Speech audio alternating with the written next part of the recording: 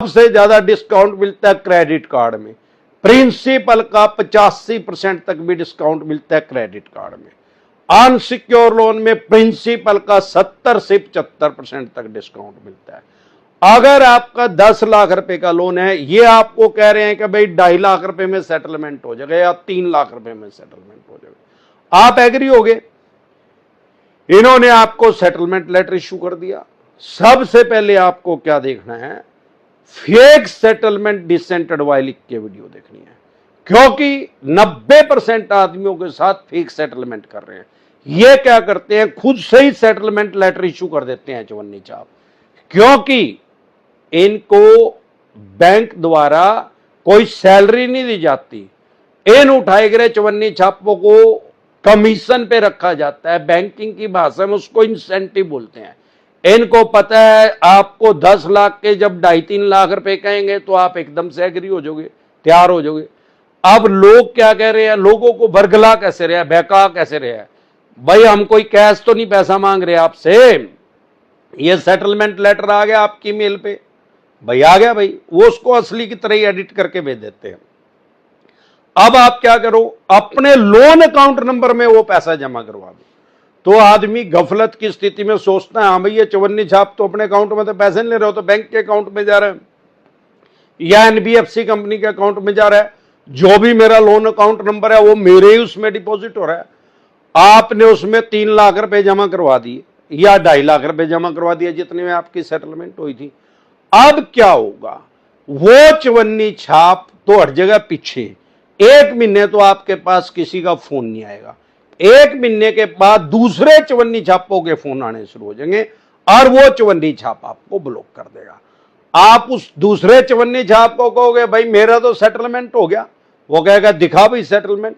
आप वो settlement letter दिखाओगे, वो कहेगा तो फेक है, डुप्लीकेट है। आप कहोगे भाई उसने दिया था, क्या है उसको नहीं हम जानते ना, वो बैंक का आदमी है, हमें नहीं पता वो कौन है, थर्ड पार्टी था कौन था। फिर आप कहोगे उसको भाई हमने तो बैंक में ही तो पैसा जमा करवाया, जाके खुद से आरटीजीएस करा या आईएमपीएस करा या चेक से करा या जीपे करा, तो वो कहेगा ठीक है भाई साहब हम कब ना कर रहे हैं, आपने 10 लाख रुपए देने थे, आपने 2.5 लाख रुपए दे दिए, अब जो 7.5 लाख रुपए देने हैं वो दे दो। वो कहेंगे, आप कहोगे ये सेटलमेंट, वो कहेगा भाई साहब ये फेक सेटलमेंट है, लेटर है, डुप्लीकेट है, आपने खुद से ही तैयार किया है, बैंक या एनबीएफसी कंपनी इसको नहीं मानता, 7.5 लाख रुपए आपने देने हैं, ये दे दो। फिर वो दूसरे चवन्नी छाप उठाई गिरे आपके साथ बकवास करेंगे। इस तरह से 90% आदमियों के साथ फेक सेटलमेंट हो रही है। जब भी आपको सेटलमेंट करनी है तो आपको क्या करना है, हार्ड कॉपी लेनी है सेटलमेंट की। कह दे मेल पे आ गई, कह दे मैं नहीं मानता भाई, मैंने नहीं पढ़ना आंदा ना, मेरा मेल चलानी आंदी, हार्ड कॉपी दे। और बाय पोस्ट आनी चाहिए, तेरे हाथ से नहीं लूंगा मैं, बाय पोस्ट मेरे एड्रेस पे आनी चाहिए। उसके बाद वो जो हार्ड कॉपी आई है उसको उसी बैंक या एनबीएफसी कंपनी के ऑफिस में ले जाओ जहां से आपने लोन लिया, नियर बाय ब्रांच में। उसको कहो भाई से भी देखना जरा ठीक है क्या, तो वो कहेगा हाँ ठीक है भाई। तो कह दे भाई अपने सिस्टम में दिखा, मेरे को अपने लैपटॉप में दिखा ठीक है क्या। और अगर आप इसको ठीक कह रहे हैं तो आप एक करो, काम करो, इस पे इस ब्रांच की स्टैंप लगा दो और अपने साइन कर दो। वो कहेगा इसकी जरूरत नहीं है। अब है जब जेन्युइन है, ओरिजिनल है, तो फिर क्या प्रॉब्लम है आपको, आप कह रहे हो ओरिजिनल है तो आपको स्टैंप लगाने में, साइन करने में क्या प्रॉब्लम है। वो कहेगा जरूरत नहीं है, तो कह दे मेरे को फिर पैसे देने की जरूरत नहीं है भाई, मैं सेटलमेंट नहीं करता, इतना मैं बेवकूफ नहीं हूं जो तू बेवकूफ बना देगा। मैं पहले ही डिसेंट एडवाइस लेके आ रहा हूं, मेरे को सारा पता लग गया है।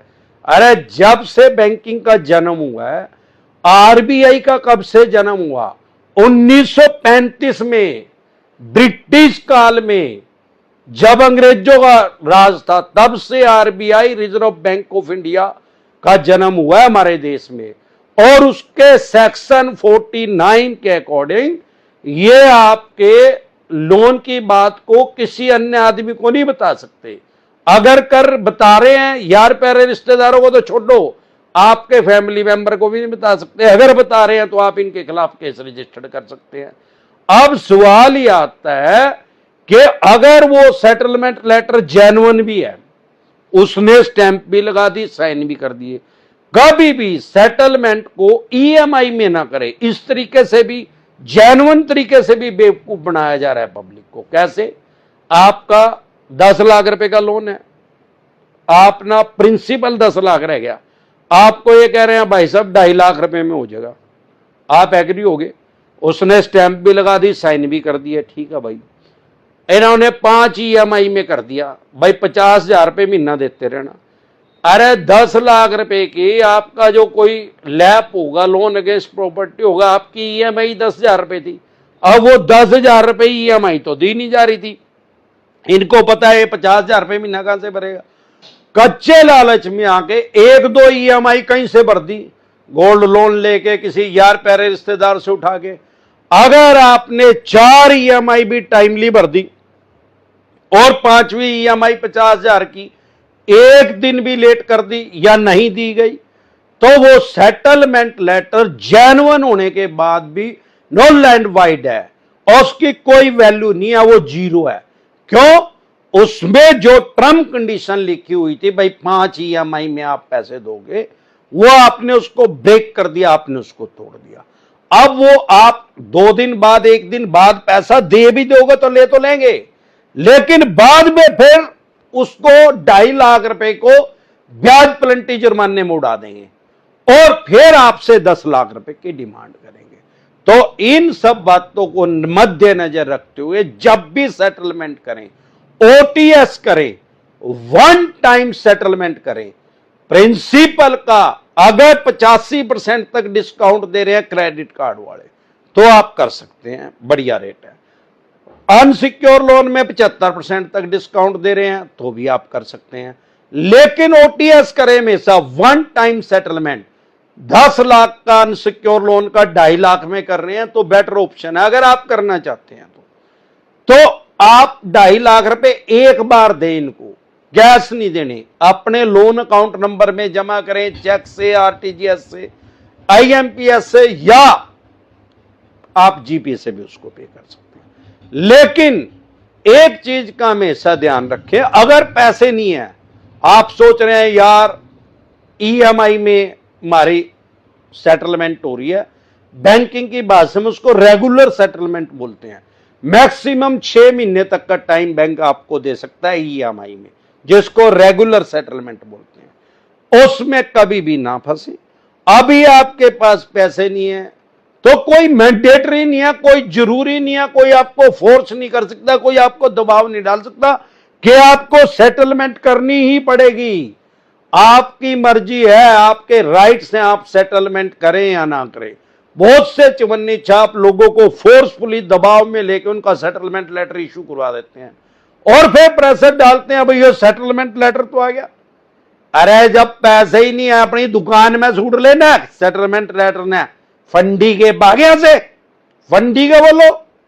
अब मैंने बोला फंडी के, आपको क्या सुना, उसको भी वही सुनेगा तो कहते फंडी का ही काम करेगा भाई, तरी माई हुई काम करेगा जीबी रोड पे, भाग यहां से।